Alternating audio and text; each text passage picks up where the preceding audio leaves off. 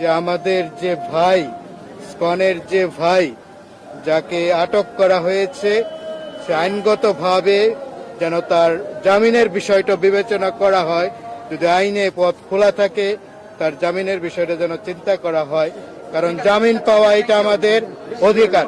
সবাই যে আমরা সবাই একমত হয়েছি, গতকাল আমাদের রাজনৈতিক দলগুলো এসে যে কথা বলে গেছে তার সঙ্গে আমরা একাত্মতা প্রকাশ করেছি যে এই মুহূর্তে আমাদের বাংলাদেশ একটা কঠিন সময়, আমরা একটা স্পর্শকাতর অবস্থার মধ্যে আছি। তাহলে আমাদের ঐক্যবদ্ধ থাকতে হবে, এটা আমাদের প্রধান কথা, আমাদের ঐক্যবদ্ধ থাকতে হবে।